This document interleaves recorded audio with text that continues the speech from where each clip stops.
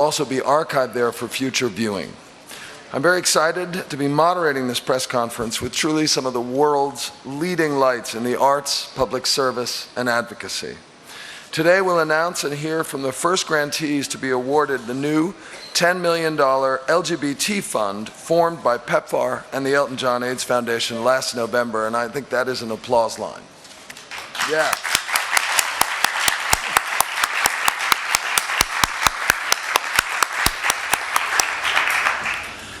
I'd like to start by just making a few comments on why such a fund is so urgently needed, and then I'll introduce and turn things over to this distinguished panel to tell you more. As we've been saying throughout the week, turning back the HIV epidemic really requires an honest acknowledgement of where the epidemic is and directing resources to meet that need. Fewer communities are in greater need than the LGBT community. Transgender people are 40 times more likely to be living with HIV than other adults, and men who have sex with men are 24 times more likely to be living with HIV. We will not end AIDS without doing better for LGBT people, and compounding and contributing to these really awesome and terrible statistics are discriminatory laws, prejudice, and stigma that continue to block access to HIV prevention, treatment, and care for LGBT people almost everywhere. Today, in 2016, same-sex acts are still criminal offenses in 76 countries. How can we provide HIV services to people when their actual lives, identities, behaviors, relationships are criminalized? So the beneficiaries of this new fund are too often struggling with both injustice and HIV, and I'm excited to see new action and momentum on this important issue. Today we'll hear from one of the truly essential leaders in our field, Ambassador Debbie Birx, the director of Pepfar, who has brought new energy and innovation to the Pepfar program, including Pepfar's amazing announcement last month of a $100 million Key Populations Investment Fund. Another applause line. And that is going to expand access to HIV prevention and treatment services for men who have sex with men, transgender people, people who inject drugs, sex workers, and prisoners. After Ambassador Birx, we'll hear from the legendary Sir Elton John, who's dedicated his life, talents, and celebrity to advancing HIV prevention and treatment, and particularly to fighting stigma around the world, raising more than £350 million for this cause since 1992. Sir Elton, we are so pleased that you're with us. We'll then hear from David Furness, the incredibly skilled and effective chairman of the Elton John AIDS Foundation, who has spent decades advocating for those living with HIV and at risk for HIV. And we thank you for your dedication and devotion, David. Really. We're then going to hear from these amazing LGBT Fund grantees. I'm happy to say they're both longtime friends of mine, and we'll call the representatives from those organizations to the stage. After brief remarks from each of them, we'll open it up to all of you. Now let me turn this over to a friend, a colleague, a mentor, and one of the truly distinguished leaders in the HIV space, Ambassador Debbie Birx. Thank you, thank you. That's the first time you threw in the mentor thing. I think he's trying to make me seem a lot older than him. It's not really true. It is true. You know, for this conference, these conferences always give us a chance to reflect. In this particular conference, we wanted to take the opportunity to really reflect on the epidemic as a whole. Because I think sometimes we've lost the thread that has really shown how important political leadership was, community leadership, linked with scientific evidence so that we could all implement together. And so in creating the US government's booth, we created this timeline, a global and a US timeline that shows the political leadership, the community leadership, and the scientific leadership. But if you go to that very first panel, if you go to 1981, you see photos from papers and marches. And I want you to look at the people in those photos. I want you to see young men dying who took to the streets so others could live. This is what brought us to this epidemic. This is what inspires us in this epidemic. It is their voices, their humanity, their passion, their drive to do more in the throes of illness that has been an inspiration for all of us. So when you go back and reflect in the last 16 years of when we were last in Durban, you can see amazing changes. And we get to see those around the world, and we're very proud of the US government investment through Pepfar, through the Global Fund, through the Ryan White Act, and through the Affordable Care Act, to really ensure around the world and domestically in the United States, people are reached. And when I look at the exciting data that Dr. Fauci often presents, which he talks about if you're diagnosed today, you can have a normal lifespan. But that means you have to be diagnosed early. And whether you're a young man of color in LA or a gay man in Limbe, Cameroon, you are not being diagnosed early. You're being diagnosed very late with opportunistic infections, leading to a very untimely death or a very difficult life, even on ART, because the amount of immune destruction that has occurred. And why has this happened? It's happening because the LGBT community around the globe is highly stigmatized, is forced further and further into the shadows.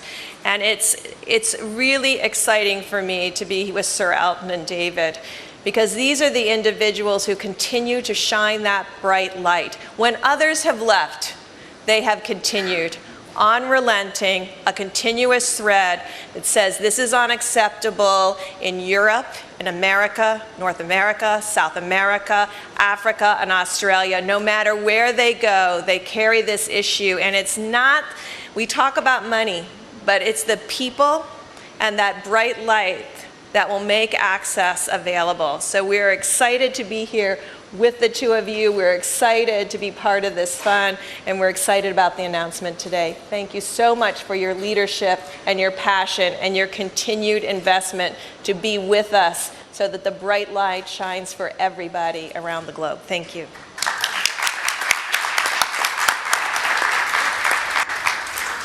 Thank you so much, Debbie. And now we'd like to ask Sir Elton to make a few comments. Very much.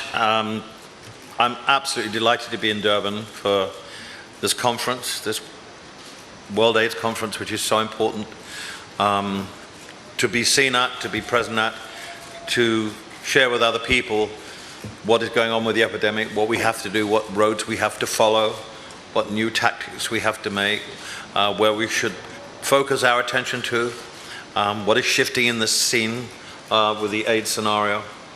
I'm delighted to be with Ambassador Birx, and our collaboration with Pepfar is quite an astonishing thing which came to fruition last November.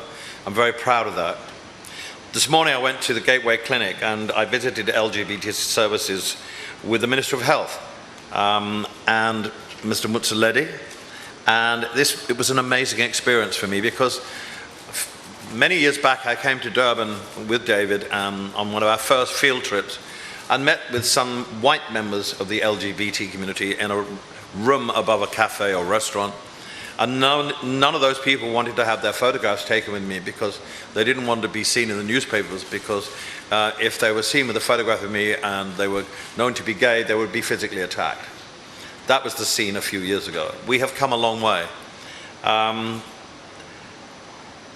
To expand the LGBT services to other African countries, we'll come to that later. But actually, this clinic this morning, if you give people love and compassion, and you include them, like LGBT people, like intravenous drug users, like sex workers, like transgender people, you don't leave them behind. You leave no one behind in the human race. You include them all. If you don't, this campaign to end AIDS will be a disaster. All the groundwork, all the wonderful scientific work, all the hard work on the ground from countless people all over the world will count for nothing. Because if we leave these people behind, the disease will spread further and further and further. So this morning, I experienced something that was so empowering. These people have been funded by our AIDS Foundation, and they have taken this project and they've run with it. And I've always found that about the South African people in general, that when you give them the tools and the encouragement and the love, they will run with it and make things a huge success. They are proud of their country. They are proud of being who they are. And to get a bunch of people this morning and talking about their LGBT experiences and coming out was quite amazing, because a few years ago that could never have happened. We have come a long way, but we have a lot of work to do. And that's why we want to start this project to other areas in Africa. I know that certain governments in Africa will not respond to someone like me telling me, you should do this, you should do that. I count for nothing as far as that goes. What I can do is ensure that people who are LGBT, if the clinics are closed down because they're LGBT, we can give them medicine. They can get the medicine somewhere else. If they're arrested, we can get them legal aid. We can help them on the ground. And by bits and bit and bit, I believe, and I don't know how long it will take, but you have to put your foot in the water. And with these countries, sometimes, who knows, it might take 50 years. But I guarantee it will change. Because if people feel inclusive, they will rise up, they will become ACT UP, they will become Stonewall, they will fight for their own rights, they will become heroes. I said to the people this morning, you are the pioneers for what people did with Stonewall and ACT UP in the 80s and 60s in America, 60s and 80s, Stonewall in the 60s, 80s with ACT UP. You are those kind of people. You might have to fight for your own life, but it will be worth it, because in the end, you will win. In the 60s in England, you were prosecuted for being homosexual. Most people who could afford it went to North Africa and had sex, or were arrested in public toilets. Now I can be married to my partner. Things can change, but they might not change overnight. But until you start the process, until you put this thing in motion, this plan, this scheme in motion, then you're not going to get anywhere. We're going to try, with this brilliant help of Pepfar, $10 million is a lot of money. And we're going to put it to good use. And we're going to help all the LGBT people in countries that find it very difficult to be LGBT, to know that we're on their side. We will fight for them. We will fight for their rights, their human rights, their health, everything. We will be there for them. And we will battle every step of the way.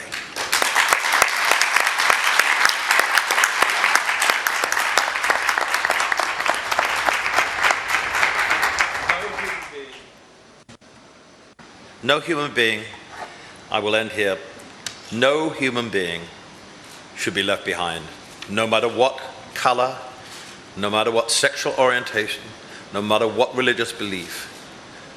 Everyone in this world was created equal. We all came out of a woman's womb and we were all equal. We will all die equal. What happens in between gets unequal. The theme this morning was "We Are the Brave." And I haven't got the health minister to wear a "We Are the Brave" cap, because we need the PrEP desperately in this country. You've got the PrEP, but I want to see it on a big, widespread scale in this country. So I don't really have much to say other than I'm so impressed. Always when I come to this country, I'm touched.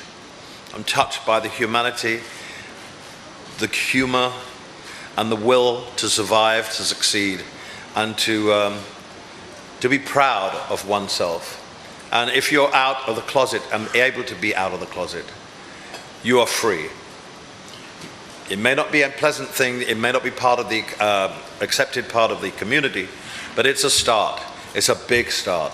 And this is what we hope to do for millions of people in these other countries. It's a start.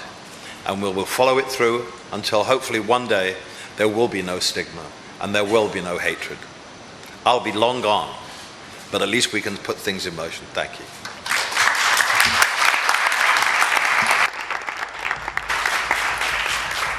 Thank you so much, Sir Elton. And that theme of leaving no one behind is absolutely essential. Absolutely essential. David Furnish, would you like to make a comment?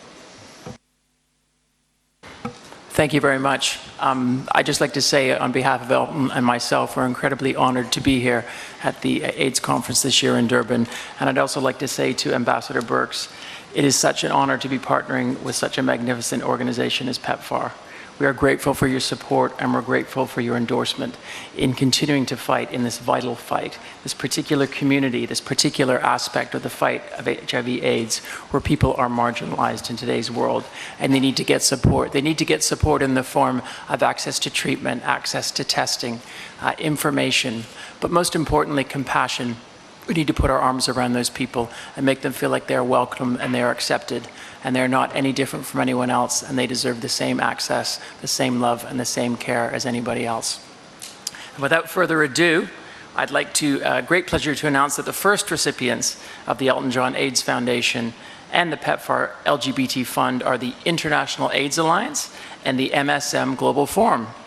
So could you please welcome onto the panel Sean Mellers from the International AIDS Alliance and Ifani Orzuliki from the MSM Global Forum.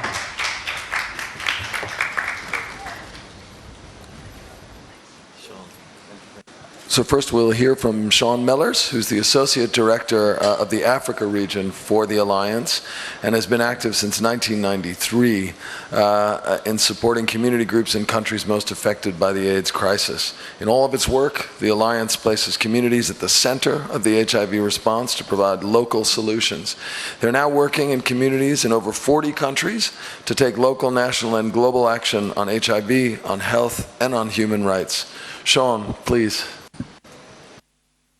Thank you very much, Chris. The International HIV and AIDS Alliance is absolutely thrilled to be strengthening our partnership with the Elton John AIDS Foundation and with OGAC, and also with the MSM Global Forum through the management of this critically important rapid response fund. As a gay man living with HIV, I realize that I am in a privileged position where I am able to work, exist, have voice, celebrate identity, claim agency, and access HIV and other health services, a privilege that many LGBT members around the world do not have. The fund will be available through two mechanisms, which are the emergency response grants and challenge response grants. The emergency response grants, as Elton was talking about, will be available as an ongoing open call to alleviate crisis at individual, community, and organizational level, and the challenge response grant will react to threats to the LGBT community, but will have a longer-term outlook, challenging sudden legal, policy, or political developments through being able to respond to the LGBT community. So once again, thank you very much for this opportunity. We are absolutely thrilled.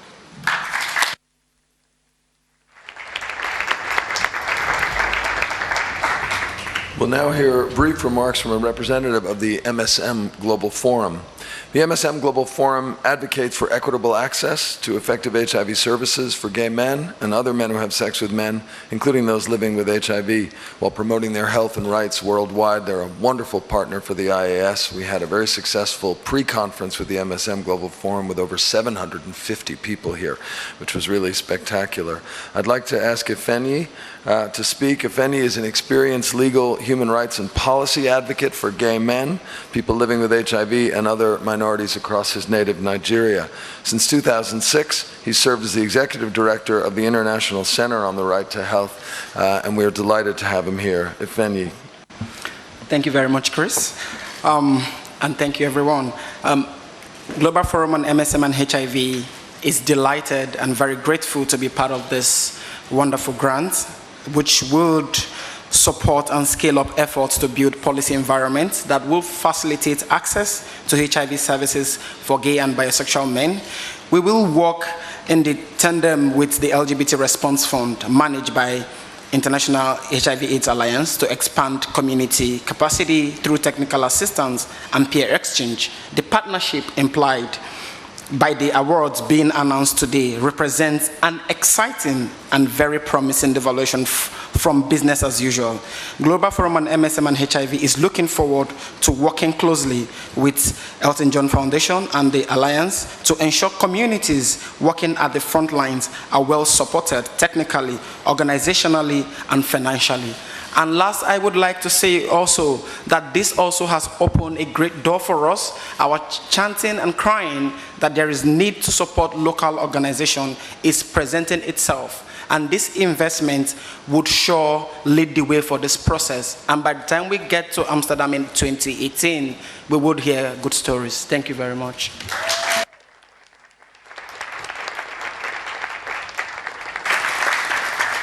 Thanks so much, Effendi, and again, both to you and Sean, congratulations. Really, really wonderful. We'll now take a few questions from the floor. I'll collect several questions at a time before our panelists provide responses. We have roving mics, I see you. So if I do call on you, please state your name, your media outlet, and if there's a particular person on the panel that your question is directed to. Because there are so many of you and the time is so short, I really want to ask you to keep your questions brief and relevant to the topic we're discussing today. Okay, so here in the front. Hi. Hello? Hi. My name is Rebecca Sananis. I'm with the Pulitzer Center on Crisis Reporting. My question is to Ambassador Birks. So from my understanding, Pepfar requires that organizations sign a disclosure declaring anti-prostitution stances in order to get funding. Sex workers have been identified as a key population here at this conference. Pepfar will be reviewed by the US Congress in 2018, and I'm wondering what can be done to change that? Will that be changed? Is that in the works? Okay, next question. Hi, so thank you, everyone. I just wanted to ask a quick question. Your name and your media outlet? Sorry. Braden Kenny from the University of Toronto. I was wondering, in a lot of areas where HIV is prevalent, members of the LGBT community are criminalized and highly discriminated. So how will your foundation and how do you suggest other NGOs can make interventions that include the population while maintaining their safety and their integrity? Thank you very much. Rob, I think we have this lady here. Hi, this is Tina Thakkar. I'm from India. My question is to Sir Elton John. I just want to ask, because you just said that you're going to support and help countries where it's difficult to be LGBT. And India, as you know, it's still a taboo. So any plans to include India as well in your radar somewhere? Okay, thank you. We're going to now have some responses to those questions, and then we'll do another round. Ambassador Burke, you wanted to answer the question on sex work. Yeah, no, thank you for that great question. So you know it was changed in the United States. The way this particular funds are moving, they will be under a review of UNAIDS, and that's why the money moved through UNAIDS for that specific reason. So I think we are aware and we are constantly looking for ways to make sure that we have comprehensive programming. Elton or David, would you like to take the question about potential activities in India? We have funded projects in India. We've been to India, or David's been to India, along with Anne Aslett, who runs our foundation in London, to look at what needs to be done. It's a very difficult situation in India. Unfortunately, the LGBT community has been driven underground. And it's something that we have to try and address. It's not an easy situation there. But India is definitely on our radar as one of the countries that we have to make LGBT people feel more encompassed. I mean, they've reversed the law to make it illegal to be gay in India after it was made legal. So that's a huge turnaround for the Indian government to do. I was completely nonplussed when that happened. And we have a lot of work to do in India. What would you say, David? But absolutely, the work needs to continue. The important thing is that we do it at a grassroots level, that we get into the communities that are most affected, that we reach out to people on the ground. The programs that I saw and visited in India were extraordinary. The people who just went around themselves, who created these little safe havens where people could come to them or they could seek out within places, within clubs, within bars, within gathering places for MSM, where they could get the information that they needed and have the dialogue in a safe capacity. It's very, initially, particularly where it's heavily criminalized, it's very covert work. It has to be under the radar because there is a lot of fear associated with it. But it's essential that we find out where people gather and where they get together as communities, and then find the key community leaders within those areas and work directly with them. Thanks, David. And I think your answer about the way that you operate on the grassroots level also addresses this. Although I'd like to also add to that question, we just held a conference recently at our house in Windsor, meeting with the heads of Western businesses who, where it's not illegal to be gay, who are conducting business in countries where it's criminalized to be gay. And we said to them, at the very least, if people that come to work can come to a safe haven, if you can be a beacon of hope, if someone can come to work every day in a country where it's criminalized and at least know in the workplace they will not get discriminated against, they will get access to health care, they will be supported by the organization, that's a drop of goodness that spreads. That is a sort of thing within the community where people at least feel safe in that environment, and then hopefully the goodwill associated with that starts to spread out. So we're sort of looking at attacking it from two ends, the grassroots level with the local communities, community leaders, and then with the big businesses as well. If I can add to that, I spoke at a conference in Ukraine last year about AIDS in the gay people in the workplace, people with HIV in the workplace, and said, listen, if your company that you work for is all-encompassing, you're going to get a better result from a kind of production value. You're also going to get a happier workforce, which makes for a happier environment, which means you get a better product. And then I went to see President Poroshenko and said the same thing to him. And lo and behold, 3 weeks later, they passed a law in Ukraine which protects people in the workplace with HIV or LGBT, both, so that they don't get discriminated against. And this is what we have to do in other countries. But with Ukraine, it was easy to do because they wanted access to the European Union, something that Britain doesn't seem to want. But no matter, the law changed. And this is what we have to do, to speak to governments and with businesses, say, listen, it makes sense that if you treat your LGBT community in the workplace in a good way, you're going to get a better product, a happier workforce, and a happier company. It makes perfect sense. So this is what we're trying to do with this grant, and also with the conference that we had at the house. This is one of the initiatives we have to do, is to make go in the back door, as it were, and say to businesses, you help us out with this. Because if we go to the governments and say, you've got to do this, you're going to do it, they're going to say, piss off. So we go in with the businesses and encourage people to feel welcome in the workplace and love, okay? Wonderful. So, yeah, this is going to be the last question, I'm afraid. Please, do you have the microphone? Thank you. Jeff Berry, Positively Aware Magazine in the U.S. So there's been a lot of talk at this meeting about recent flatlining and international funding for programs such as the ones you are supporting, and they'll continue to be in jeopardy. So what can be done to reverse this trend at the community level, and also what role can the media play to help reverse this trend? Thank you. Well, media can do a lot, because no matter where we work in the world, people don't even believe they're at risk for HIV. Whether you're in South LA or whether you're in Cameroon, people do not believe they're at risk. And I think it's because you don't see HIV/AIDS in print anymore.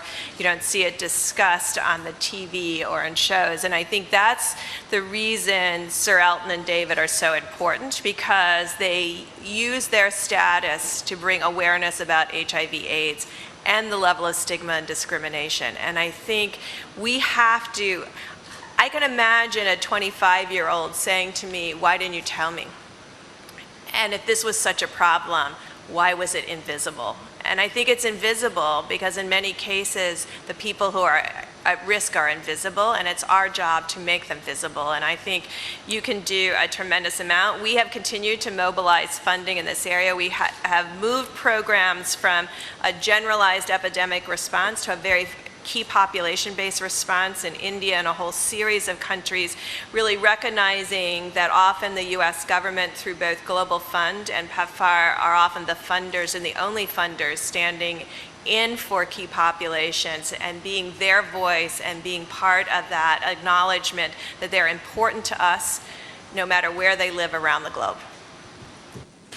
Thank you so much, Ambassador Birks. And if I might just take the chair's prerogative and say that I'm the first openly gay president of the International AIDS Society in 28 years. And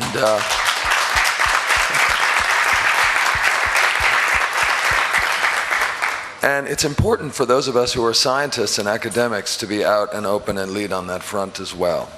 As Debbie knows well, medicine can be a homophobic environment, and if we want to change healthcare, we have to start at home. So let me just say before we conclude this session that there will be a session later on today in the Global Village at 5 p.m. where the International AIDS Society and the Elton John AIDS Foundation are going to announce the launch of a new campaign that's called Me and My Healthcare Provider. The campaign is dedicated to recognizing frontline healthcare workers who create supportive environments and provide quality HIV care for MSM, transgender people, and other key populations. So we'd love to have you all there. I think that's going to be a very exciting event. If you haven't been in the Global Village yet, I presume you all have, but it's a wonderful, vibrant space. Of course, it's open to the public. It's a critical part of our conferences, and I hope you'll find some extraordinary stories there. Keep an eye out for the press release later today, and please join me one last time in thanking these magnificent people for the work they're doing.